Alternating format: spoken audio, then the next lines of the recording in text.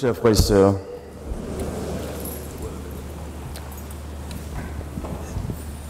nous inversons un peu les choses, mais je le fais à dessein par rapport à une orientation que je vais donner au culte ce matin. C'est la conviction que le Seigneur m'a donnée depuis 3 ou 4 jours, et c'est dans cette veine-là que j'interviens maintenant. Et ce qui va se suivre après la prédication va obéir à cela. Je voudrais vous inviter à ouvrir avec moi la Bible dans le livre des Juges. Juges, le chapitre 8. À partir du verset 22. Excusez. Je vais pas avoir un peu d'eau pour dégraisser un peu mes cordes vocales.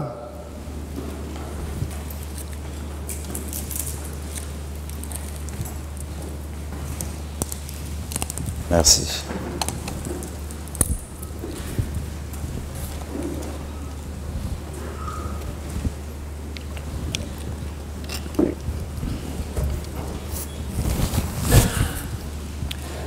Job, le chapitre 8, Juge, mais c'est voisin.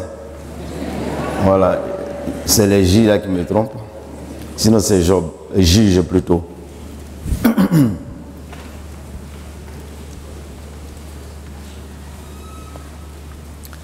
À partir du verset 22.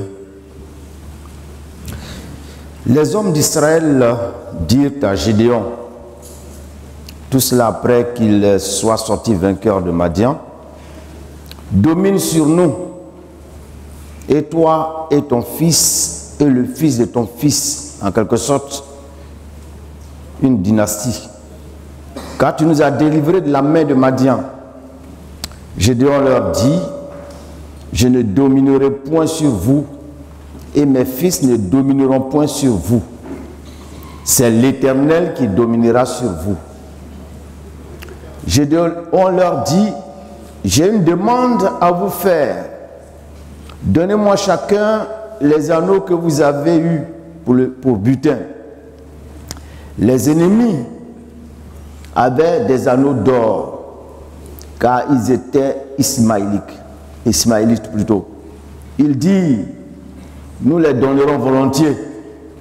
Et ils étendirent un manteau sur lequel chacun jeta les anneaux de son butin. Le poids des anneaux d'or que demanda Gédéon fut de 1700 cycles d'or, sans les croissants, les pendants d'oreilles et les vêtements de pourpre que portaient les rois de Madian, et sans les colliers qui étaient au cou de leurs chameaux. Gédéon en fit un éphod et il le plaça dans sa ville, à Ophra, où il devint l'objet des prostitutions de tout Israël. Et il fut un piège pour Gédéon et pour sa maison. Madian fut humilié devant les enfants d'Israël, et il ne leva plus la tête. Et le pays fut en repos pendant 40 ans durant la vie de Gédéon. Que le Seigneur nous bénisse. Le livre des Juges est un livre qui présente un décor tout à fait différent de celui de Josué. Dans le livre de Josué, même si le décor n'est pas toujours reluisant, il est cependant beaucoup plus cohérent et beaucoup plus régulier au niveau de ce qui est convenable. Parce que il y avait le leadership exemplaire de Josué et celui des anciens qui évoluaient sous sa houlette. À l'opposé, le livre des Juges est un livre dans lequel un refrain revient constamment. Ce refrain-là revient au chapitre 18, verset 1, chapitre 19, verset 1 également, et le chapitre 21, le verset 25. Il se résume en ceci. En ce temps-là, il n'y avait point de roi en Israël. Chacun faisait ce qui lui semblait bon. C'est ce qui résume la trame du livre des juges, globalement. Pour dire que c'était une période d'anarchie, une période de désordre, avec quelques brèves éclaircies consécutives par moment à l'avènement de leaders, mais des leaders qui ont eux-mêmes été à l'image de leur époque.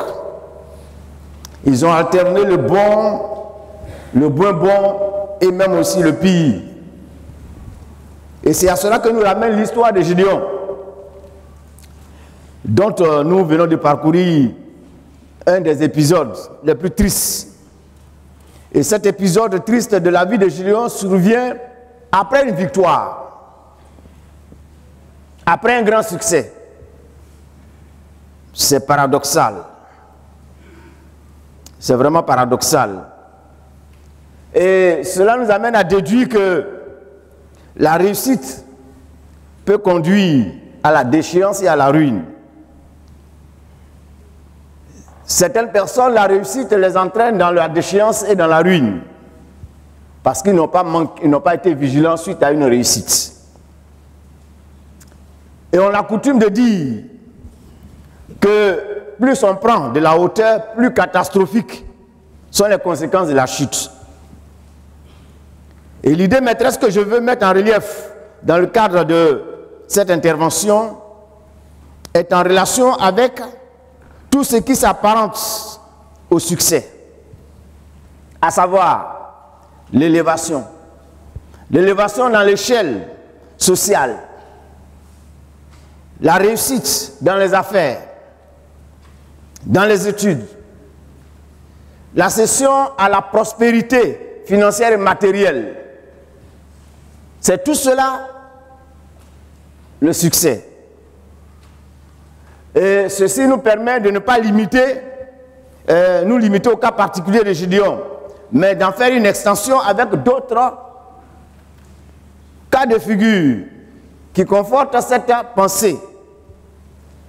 pensée qui est liée au piège du succès.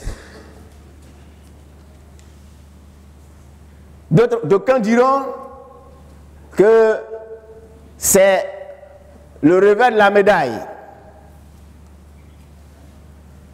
Le succès recèle aussi en piège, en danger potentiel. Si après un succès, on n'a pas pris certaines dispositions, on peut aboutir à la catastrophe. Et c'est pour nous aider à nous en prémunir que Dieu m'a mis en cœur d'aborder ce thème.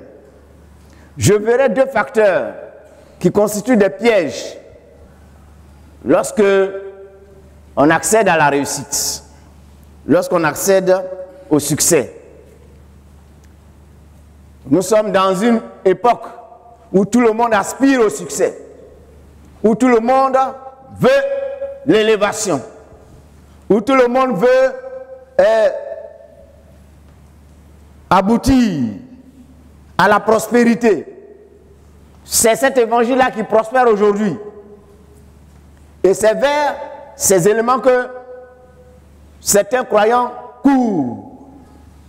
Mais certains y courent sans savoir qu'il y a des dispositions à prendre pour que lorsqu'ils vont y parvenir, ça ne soit pas un feu de paille et que cela ne soit pas suivi de lendemain qui déchante et que ce ne soit pas les regrets, ce ne soit pas l'amertume, ça ne soit pas si je savais. Dans le cas de Gédéon, qui est le premier cas que je vais mettre en relief, ce qui ressort de son expérience après cette grande victoire, c'est ce qui s'est passé au verset 22. Les hommes d'Israël dirent à Gédéon: domine sur nous, toi et ton fils, et les enfants de ton fils, car tu nous as délivrés de la main de mendiants. Dans un premier temps, il a eu apparemment le bon réflexe. Quand il leur répond en disant, je ne dominerai pas sur vous, et mes fils ne domineront pas sur vous. C'est l'Éternel qui dominera sur vous. On dira, c'est une réponse spirituelle. On dira, c'est la réponse convenable. Mais regardez la suite. Vous voyez, parfois, en tant qu'homme, on peut avoir des réponses de façade face à des situations qui sont apparemment empreintes de spiritualité, mais c'est ce qui va suivre qui va montrer si on est spirituel ou pas. Qu'est-ce qu'il fait par la suite? Et c'est ce qu'il fait par la suite qui est important, qu'il faut considérer. Parce que parfois, on connaît les principes, on les énumère, on les récite, mais les faits, les comportements, les attitudes que nous avons par la suite démontrent le contraire. C'est le cas de Gédéon. Je ne vais pas dominer sur vous. Mes enfants ne domineront pas sur vous. C'est l'Éternel qui dominera sur vous. Alléluia, gloire à Dieu. Mais aussitôt après, il dit ceci. J'ai une demande à vous faire. Donnez-moi chacun les anneaux que vous avez. Et il va faire son veau d'or à lui, à l'instar d'Aaron, dans le livre de l'Exode. Et ça sera une occasion de prostitution pour Israël, prostitution spirituelle. Pourquoi a-t-il fait cela? Comment peut-on appeler ce comportement de Gédéon? De quand appelleront cela le culte de la personnalité? Culte de la personnalité qui induit aussi l'orgueil. Le souci de se mettre en avant. Le souci de se mettre en relief. Le culte de la personnalité qui est une façon pour des gens sous un régime, par exemple, politique, de pouvoir donner une certaine adulation au chef, au détriment de la collectivité, au détriment de Dieu. Et en fouillant, par exemple, je me suis rendu compte que la personne qui, au XXe siècle, a employé cette expression pour la première fois, c'est dans un pays communiste, Nikita Khrouchtchev, qui, au cours d'un congrès du Parti communiste de l'Union soviétique à l'époque, a dit ceci, a fait cette référence en liaison avec Staline qui l'avait précédé au pouvoir et qui avait affectionné beaucoup le culte de la personnalité. Par principe, tout ce qui est culte, tout ce qui est dévotion est destiné à être rendu à Dieu. C'était la différence entre Israël et les autres peuples qui vivaient dans ces alentours. Mais, effectivement, les autres peuples avaient recours à cette façon de faire. C'était le cas des Égyptiens. Pharaon était Dieu. À Babylone, Nebuchadnezzar a été élevé à la statue de Dieu. Chez les Romains, César était aussi Dieu.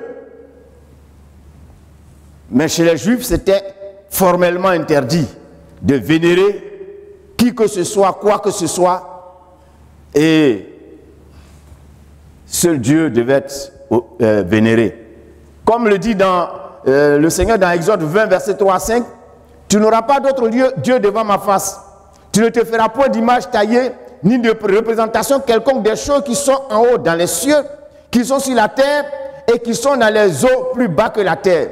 Tu ne te prosterneras point devant elles et tu ne les serviras point, car moi l'Éternel ton Dieu, je suis jaloux. » Un Dieu jaloux qui punit l'iniquité des pères sur les enfants jusqu'à la 3e génération de ceux qui me haïssent. Interdiction formelle. Dans le cas de Gédéon, l'initiative est partie du peuple. quand Gédéon a remporté la victoire, les gens se sont mis à l'ovationner, à l'acclamer, à lui faire des éloges. Malheureusement, alors qu'il paraissait désintéressé, il va finir par y succomber. Comment? Quand il leur demande de lui donner tout ce qu'ils avaient obtenu comme butin qui était en or, et qu'il va prendre cela pour fondre et puis faire un effort depuis un instrument de prostitution spirituelle.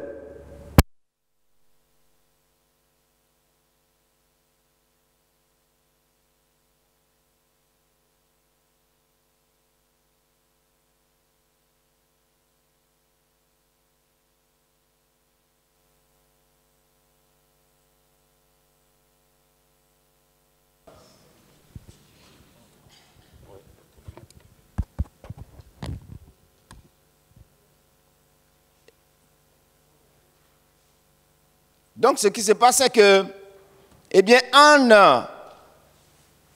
je suis entouré de gardes du corps maintenant.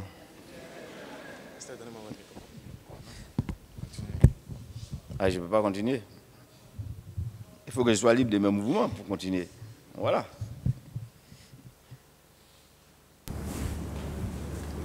C'est bon? Ok. Donc, enlevez-moi ça. Là, ça peut aller maintenant. Donc, il a pris sur le butin des éléments en or qu'il va prendre pour fabriquer une sorte d'idole. Et cela va être localisé là où lui il vivait. Et les gens vont converger en ce lieu là-bas. Ça va servir à un certain culte. Ce qui était défendu par le Seigneur. Pourquoi a-t-il fait cela? En fait, le dessein caché de Gédéon, c'était de faire dépendre de sa personne tout le peuple. Et non de faire dépendre le peuple de l'Éternel. Quand bien même qu'il a demandé au peuple, il a dit au peuple que c'est l'Éternel qui dominerait sur eux. Mais en localisant cette idole-là en son lieu d'habitation, c'était pour polariser l'attention du peuple sur sa personne. Polariser l'attention du peuple sur sa personne. Ça, c'est dangereux. Vous savez, quand on réussit, on veut braquer les lanternes sur nous. On veut braquer l'attention sur nous. On est facilement tenté de chercher à tirer les regards vers nous. Quand il a compris que les gens avaient apprécié ce qu'il avait fait, ce que Dieu l'avait utilisé pour faire, et que les gens avaient un certain attachement pour sa personne, il a saisi l'occasion. Parce que il s'est dit que s'il ne le faisait pas, peut-être le peuple allait se disperser et il n'allait pas avoir un aura qui allait perdurer dans le temps. Alors il va faire cette sorte d'idole localisée là où il vivait et les gens vont venir là pour se prosterner, offrir un certain culte en ce lieu, ce qui était défendu pour tout Israélite. Gédéon même, lorsqu'il a eu sa victoire, il a oublié, sinon il n'a même pas attribué le mérite et la gloire au Seigneur.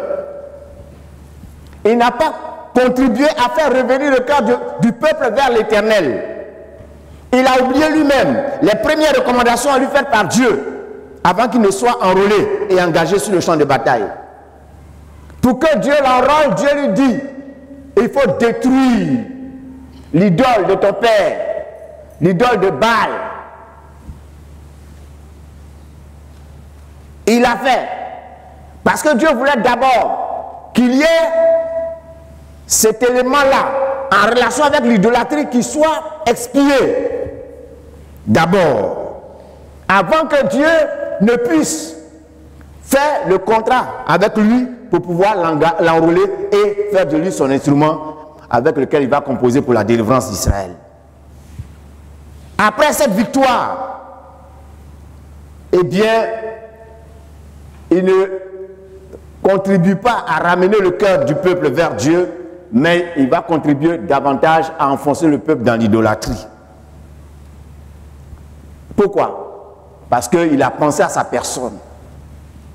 Il a pensé à préserver, je pourrais dire, sa réputation ou bien l'éclat de sa victoire, centré sur lui-même. Chers frères, chères sœurs, face au succès, nous devons garder la tête froide et éviter toute forme de polarisation autour de notre personne. Le succès a tout fait de nous amener à polariser, à chercher à polariser l'attention des gens autour de notre personne.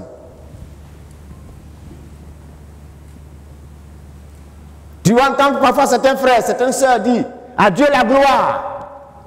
Mais par la suite, leur façon de faire, leur façon de se comporter, en fait, ce n'est pas Dieu veut que la gloire lui revienne, mais c'est à eux-mêmes. C'est ce qui s'est passé avec Gédéon. Un des pièges de la réussite. Il nous faut également être très attentifs aux suggestions et aux éloges des hommes qui peuvent nous encenser au-delà du raisonnable et nous faire déraper. Quand on réussit, on reçoit beaucoup d'éloges. On reçoit beaucoup de félicitations. On reçoit beaucoup de louanges. Ces éloges et ces félicitations peuvent nous faire déraper. C'est parfois des peaux de banane. On doit savoir faire attention. Quand tu réussis, il faut se comporter à l'instar de ce que les Romains faisaient. Lorsque quelqu'un était parti à la guerre et qu'il revenait victorieux, un général, quand il revenait, on lui organisait un triomphe. Et cependant, quand il faisait le tour, il y avait un esclave derrière lui qui lui récitait à tout moment à l'oreille « Souviens-toi que tu n'es qu'un mortel ». Parce que devant les ovations, devant les éloges, le cœur de l'homme a tout fait de se bomber. Et aussitôt, on devait lui rappeler que tu es un mortel. C'est César qui est Dieu. Toi, tu es un homme mortel. Alléluia. Je ne suis pas en train de nous dire, quand votre frère réussit, il ne faut pas le féliciter. Il faut le féliciter. C'est de bonne loi. C'est une manière de l'encourager à continuer de bien faire. Alléluia. Mais toi qui reçois les félicitations, prends-les avec beaucoup de pincettes et que cela ne t'amène pas à aller au-delà du raisonnable dans ton comportement. Alléluia. Le Seigneur Jésus a incarné le modèle parfait en la matière. Prenez les évangiles. Quand Jésus accomplit des œuvres, de grandes œuvres, et que les gens sont en extase, Jésus était dans le détachement total par rapport à tout ça. C'était étonnant. Et c'est cet exemple par excellence que nous devons imiter. Alléluia. Vous savez, il y a des gens, quand ils font quelque chose de bien et qu'on les félicite, bon, ils sont contents. Quand ils font quelque chose de bien, maintenant qu'on ne dit rien, ils disent, mais moi je fais des choses bien et puis ils ne me disent plus rien. Non. Vous savez pourquoi on fait le bien? On fait le bien par rapport à Dieu, non pas par rapport aux hommes. Parce que la Bible dit quoi? Tout ce que vous faites, faites-le de bon cœur, comme pour le Seigneur et non pour les hommes. Qui nous récompensera à la fin? Qui nous rétribuera à la fin? Est-ce les hommes? Non, c'est Dieu. Alléluia. Je le dis, cela même par rapport à nos sœurs.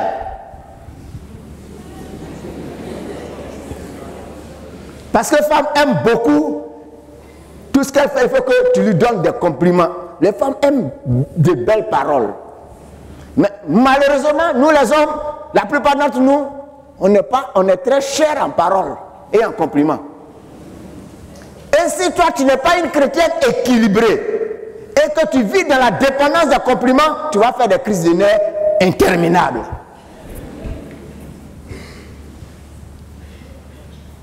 Si tu as fait, qu'on a vu et qu'on t'a félicité, gloire à Dieu. Qu'on ne t'a pas félicité, dis-toi que tu l'as fait pour le Seigneur. Un jour, tu recevras la plus grande récompense. Parce que les félicitations les plus importantes se feront devant des millions et des millions de personnes. Et là, le Seigneur te dira, ma chérie, ma fille, viens et rentre dans la joie de ton maître. Tu as été fidèle. Tu as fait ce que tu veux faire dans ton foyer. Alléluia. Cela est important. Jésus accomplit de grandes œuvres à Jérusalem. Jean 2, versets 23-25. Il a dit, pendant que Jésus était à Jérusalem, à la fête de Pâques, plusieurs crurent en son nom, voyant les miracles qu'il faisait. Mais il a dit, Jésus ne se fiait point en eux, parce qu'il les connaissait tous, et parce qu'il n'avait pas besoin qu'on lui rendît témoignage d'aucun homme, car il savait ce qui était dans l'homme. Oui, c'est les mêmes qui ont dit, le jour des rameaux, le fils de David, ils lui ont fait tous les éloges. Une semaine après, c'est les mêmes qui ont dit crucifie-le. L'homme est versatile. Il faut faire attention. L'apôtre Paul également a fui ce piège. Ce piège pernicieux qui gâte ceux qui accèdent à une position et parviennent à une certaine réussite. À Lystre, la foule de païens, voyant un aveugle et un boiteux de naissance guéris, ils ont dit non, les dieux sont descendus sur une forme humaine parmi nous. Et ils ont appelé Paul Mercure, parce que Paul était le porteur de la parole. Et ils ont appelé Barnabas Jupiter, c'est-à-dire le prêtre. Et ils vont commencer à envoyer des éléments pour pouvoir leur offrir l'adoration. Il nous a dit que Paul a couru et s'est opposé énergiquement. Il est tombé à terre, il a déchiré ses vêtements en signe de deuil, comme cela se faisait à l'époque. Il ne voulait pas cela. Il ne s'est pas laissé piéger par ça. Contrairement à Hérode, qui, voyant sa popularité, face à au traitement qu'il faisait suivi aux croyants, il les tuait, il les maltraitait, et cela plaisait à la populace. Et les gens même un jour assemblés, quand Hérode a fini de faire son discours, les gens disent, ça c'est la voix d'un Dieu et non d'un homme. En même temps, le texte biblique dit, aussitôt, Dieu va le frapper avec des vers, il va mourir. Parce que Dieu, il est Dieu, il est sur son trône. Et personne ne peut rivaliser avec lui. Actes chapitre 12, versets 20 à 21. Le culte de la personnalité manifeste un cœur plein d'orgueil. L'orgueil étant en lui-même un des pièges pernicieux qui guettent tous ceux qui accèdent à une position d'élévation et de réussite. Plusieurs personnes, pour n'avoir pas veillé, l'ont appris à leur dépens. Quand tu réussis, dis-toi que l'orgueil te cherche. Quand tu réussis, dis-toi que l'orgueil te cherche. Prioritairement.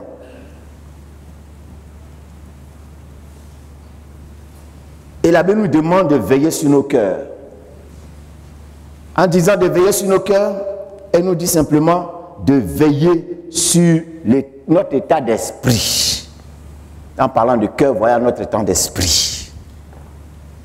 Lorsque tu réussis, il faut que tu jauges ton état d'esprit. Il faut que tu sois constamment en train d'examiner ton état d'esprit. C'est vrai, on me fait des éloges, on me félicite, on m'apprécie. Mais je dois savoir que moi-même là, je suis un mortel. Je dois savoir me souvenir de mes propres tribulations internes pour garder la tête froide. Vous savez, pour réussir, ce n'est pas facile. Hein? Pour réussir, ce n'est pas facile. La réussite vient après beaucoup de sacrifices et beaucoup de souffrances. Si tu sais que tu as souffert pour réussir, cela doit t'amener à un réflexe.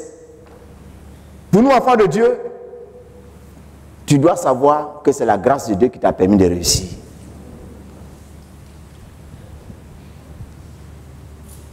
Il y a des gens qui réussissent, mais qui prennent des chemins de raccourcis. Mais ils y perdent parfois leur honneur et leur dignité. Par exemple, quelqu'un qui a payé un concours, il a perdu de l'argent, mais il a perdu aussi sa dignité. Une jeune fille qui réussit à ses examens parce qu'on lui a distribué des notes sexuellement transmissibles.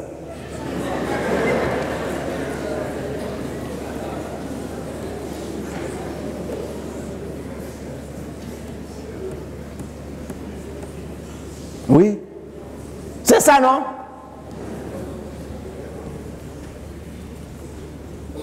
Elle y perd sa dignité. Mais nous, enfants de Dieu, quand on sait que parfois nos cœurs tremblent, on sait que parfois on est dans l'incertitude totale, on sait que parfois on ne peut pas vraiment garantir que ce que je suis en train de faire, ça va marcher.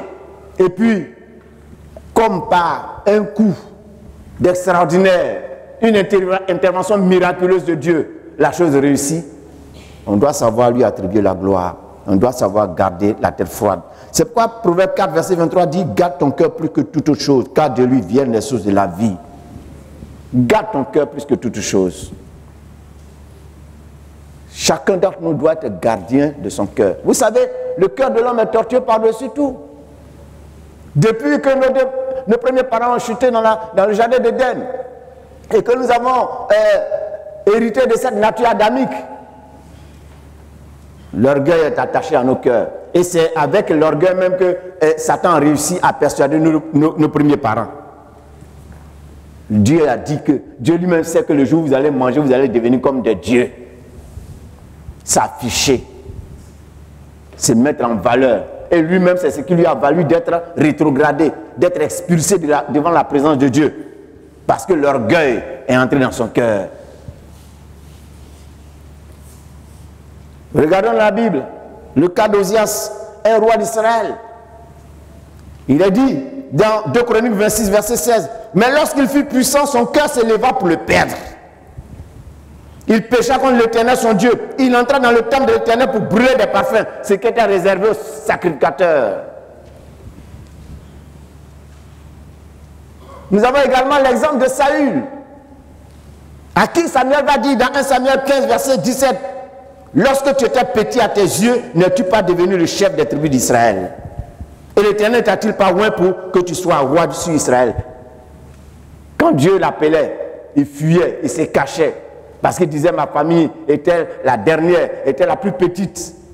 Je ne connais rien, je ne sais rien. Maintenant que tu es devenu roi, alors tu n'es pas capable d'attendre, d'obéir à un ordre de Dieu. Dieu qui t'a fait. Et toi, tu te crois tout permis. Tu penses avoir tous les pouvoirs. Et tu peux t'arroger tous les pouvoirs. C'est ce qui va lui valoir d'être déchu de sa position. On a le cas de Nebuchadnezzar qui, un soir, va commencer à se pavader sur sa terrasse et à contempler Babylone. Et voilà ce qu'il va dire. N'est-ce pas ici Babylone la grande que j'ai bâtie comme résidence royale par la puissance de ma force et pour la gloire de ma magnificence.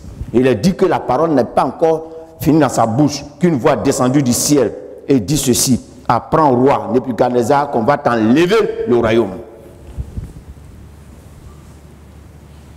L'orgueil. L'orgueil. Nous devons veiller. Pour nous résumer, nous devons retenir qu'un des premiers pièges contre lesquels ceux qui parviennent à la réussite et à une quelconque élévation doivent veiller, c'est le culte de la personnalité qui conduit l'homme à oublier d'attribuer la gloire à Dieu et à s'auto-célébrer. Dans le Proverbe 30, verset 8, il est dit: ne me donne ni pauvreté ni richesse, accorde-moi le pain qui m'est nécessaire, de peur que dans l'abondance je ne te réunis. Et ne disent qui est l'Éternel. Quand quelqu'un parvient à une certaine élévation, et s'il ne veille pas, ça peut l'entraîner à oublier qui l'a fait, et prioritairement Dieu qui l'a fait. Ce que tu es, ce que tu es devenu, c'est Dieu qui t'a fait. Constamment rappelle-toi, et qu'il ne sorte de ton cœur aucune prétention de penser que c'est ton ingéniosité, c'est ton intelligence, c'est ton savoir, c'est tes micmacs personnels. Mais sache que c'est Dieu. Et reconnais-le ainsi. Et c'est le gage qui va te permettre de continuer de progresser. Parce que, vous savez, une réussite appelle une autre réussite. Et nous allons voir tout à l'heure.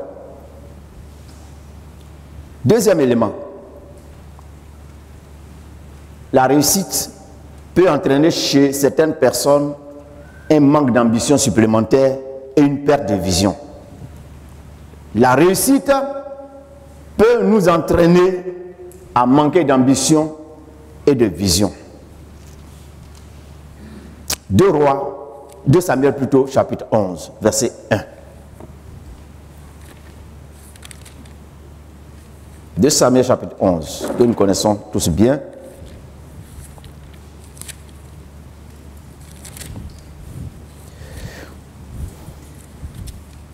Il a dit ceci, l'année suivante, au temps où les rois se mettaient en campagne, David envoya Joab plutôt, avec ses serviteurs et tout Israël pour détruire les fils d'Ammon et pour assiéger Rabat. Mais David resta à Jérusalem.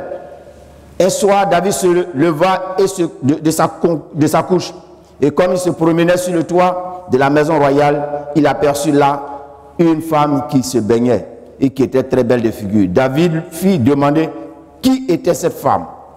On lui dit, n'est-ce pas Bathsheba, fille d'Eliam, femme d'Uri, le Héthien? Et David envoya les gens pour la chercher. David est devenu roi après Saül. David est arrivé au sommet. David est parvenu au pouvoir. Après avoir été loin à 17 ans, pendant 13 ans, David a passé son temps à pérégriner, à courir à gauche et à droite, à fuir Saül qui en voulait à sa vie. Autant marqué, Dieu a réglé son compte à Saül et Dieu a établi David. Regardons et considérons le texte, principalement le verset 1er. Plusieurs choses sont à remarquer. Il est dit dans ce verset 1er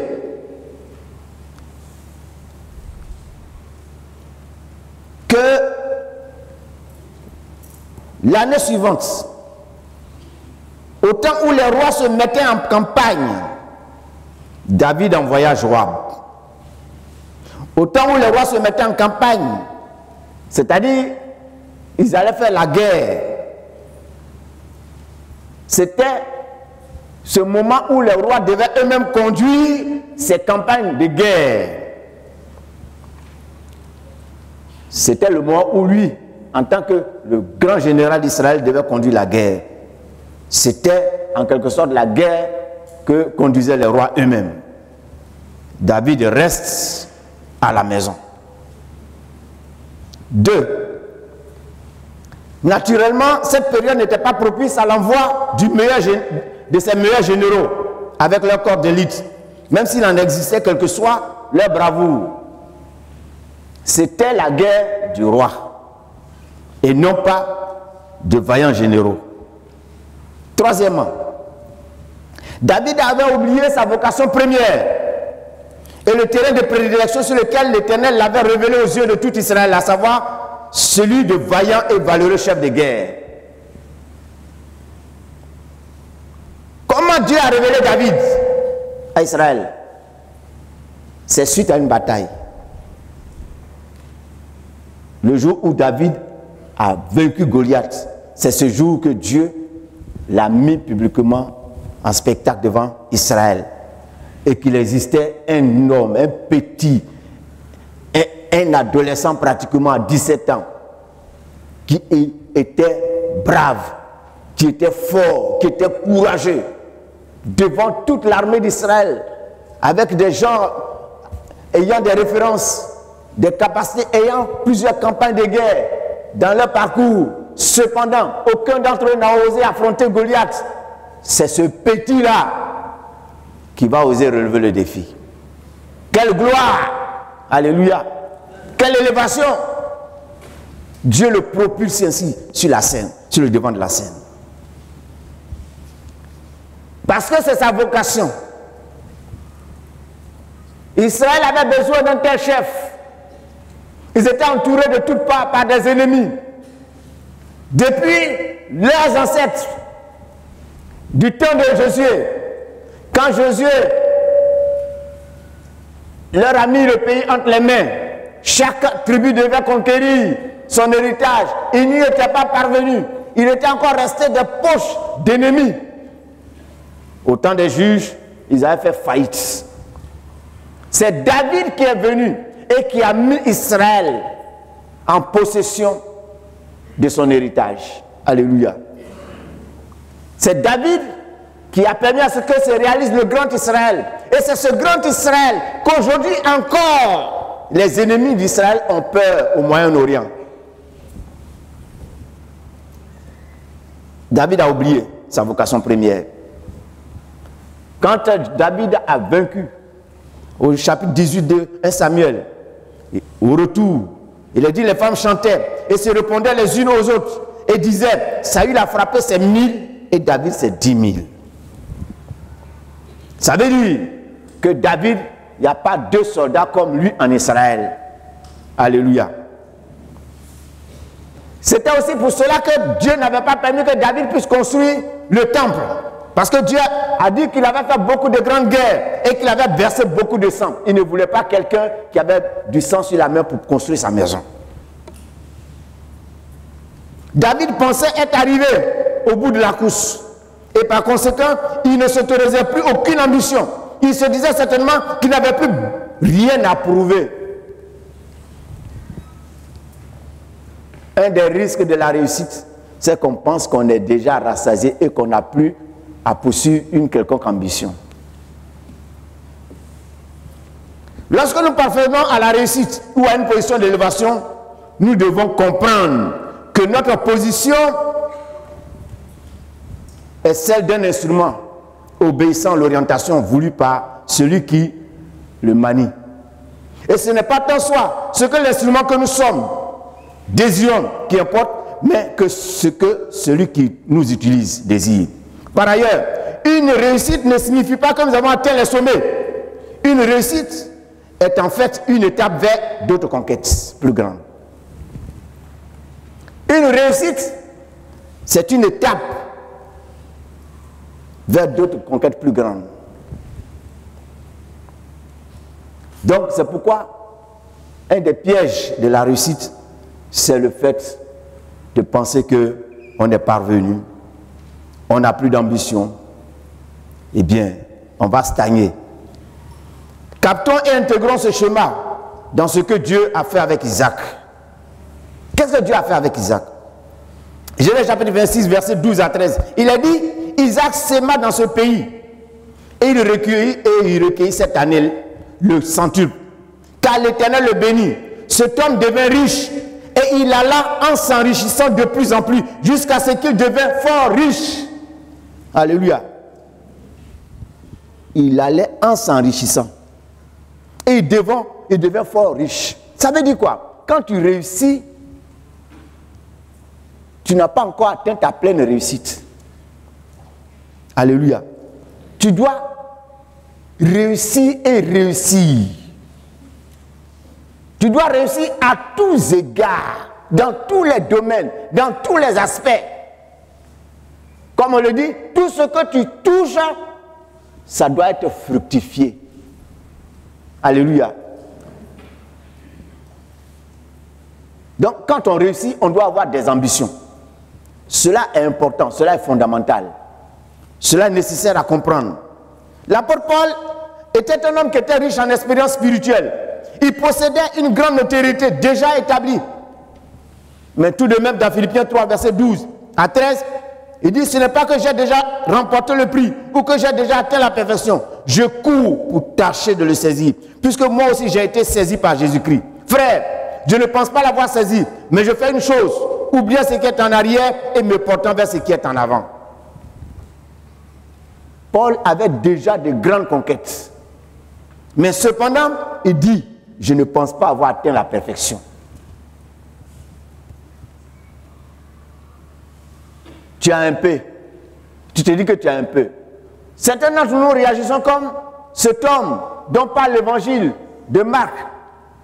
Cet homme qui a récolté, il avait fait une grande récolte. Et puis il dit, mais qu'est-ce que je vais faire? Non, je vais faire des greniers, je vais emmagasiner ce que j'ai récolté. Et puis je vais manger et je vais dire à mon arbre, mange, bois et réjouis-toi. C'est comme ça certains d'entre nous réagissons.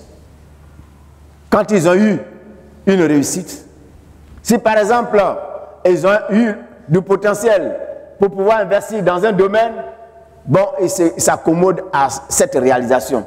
J'étais avec un frère vendredi et il m'a fait cette réflexion. Il dit que c'est un professeur d'économie qui lui a parlé. Il lui a dit ceci, monsieur, voilà ce qui est normal pour un être humain. C'est un païen qui disait ça. Il dit normalement, on commence dans la vie en étant employé. Après être employé, il faut être soi-même employeur. Et après, quand tu es devenu employeur, tu dois devenir investisseur, actionnaire. Maintenant, tu es assis et puis ça vient vers toi. J'étais en train de dire une félicitation au frère parce qu'il avait réalisé quelque chose. Il dit, pasteur, je suis à la deuxième étape de mon existence. Je suis à la deuxième étape de mon existence. Bientôt, je ne serai plus employé. Je serai moi-même employeur. Mais à la dernière étape, je serai moi-même un investisseur, un actionnaire. Je suis assis et puis ça vient me trouver. Alléluia. C'est comme ça un chrétien doit évoluer. Il y a des gens qui sont enfants de Dieu. Ils sont chrétiens. Tu les vois à un moment donné, ils excellent. Et puis à un moment donné, ils se tassent. Quand tu les vois, dis non, moi je n'ai plus rien à prouver. Moi je n'ai plus rien à prouver. Tu n'as plus rien à prouver. Et cependant, tu marches encore sur la terre. Tu es encore sur la terre. Tu n'as plus d'ambition.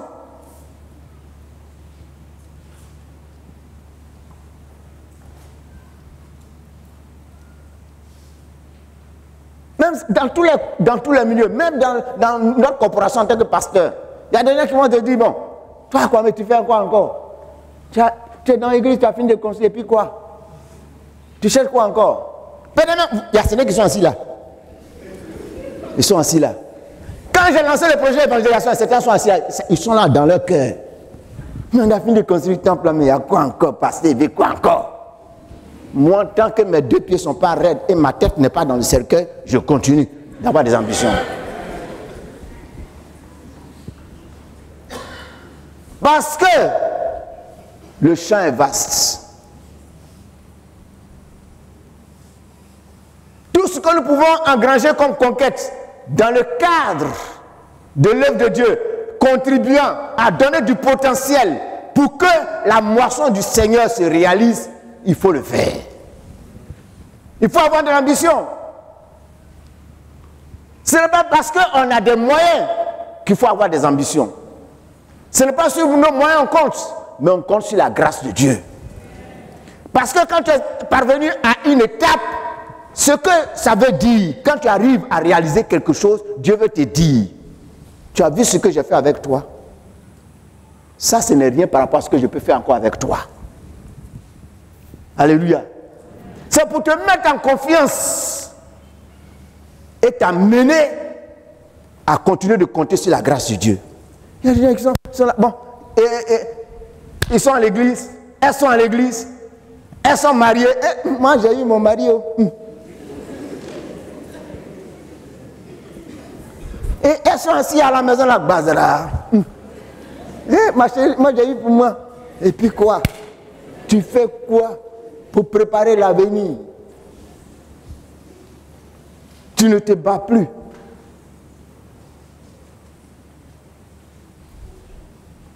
Le monde est un monde en perpétuelle conquête. Et nous sommes des conquérants sur la terre. Il faut élargir l'espace de tes tentes. Jour après jour. Il faut que tu aies des conquêtes nombreuses. Il faut avoir de l'ambition. Il faut refuser ce piège qui a fait que certains n'ont pas atteint leur plein épanouissement, leur plein niveau d'accomplissement. La réussite, ce n'est pas une fin en soi. Quand tu réussis dans un domaine, c'est une étape vers une autre étape. Quand tu atteins un objectif, demande à Dieu, quelle est l'étape suivante de mon existence? Puisque je continue à vivre sur la terre des hommes, où veux-tu que j'arrive encore? Que veux-tu que je fasse encore? Alléluia. Et quand c'est comme ça, tu as des objectifs dans la vie. Un homme, une femme qui a des objectifs dans la vie, ce n'est pas quelqu'un qui va se sentir inutile sur la terre. Ce n'est pas quelqu'un qui va prendre le temps de pleurnicher. Parce que quand quelqu'un a des objectifs qu'il veut atteindre, il ne s'occupe pas de certaines choses. C'est ce qui le focalise. C'est ce sur lequel il a l'attention, il a concentré son attention. C'est ce qui le préoccupe. Et les autres choses là, il ne s'en occupe pas. Parce qu'il sait quelle priorité, quelle est sa priorité. Que le Seigneur nous aide à comprendre. Remarque, l'apôtre Paul pouvait se reposer sur ses lauriers déjà engrangés, mais il considérait et se focalisait sur ce qu'il n'avait pas encore acquis. La conséquence désastreuse qui résulte de l'attitude de David, il a chuté par la suite avec Bathsheba, parce qu'il n'était pas au bon endroit. Il n'était pas sur son terrain de prédilection. Nous apprend que toute réussite qui n'est pas suivie d'autres réussites conduit à la perte et au rétrécissement de nos acquis. La vraie réussite est celle qui enfante d'autres réussites. Le contraire est une réussite inachevée.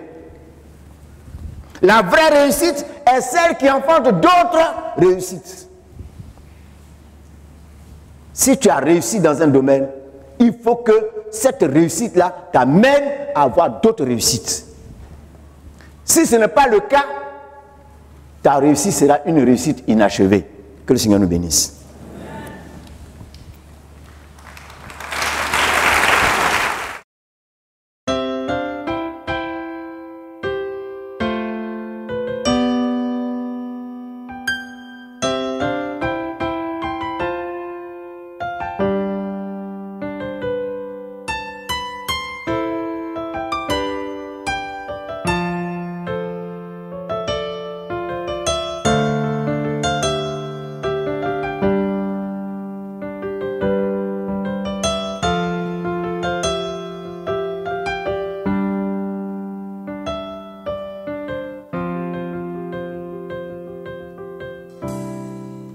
Voici, ô Dieu,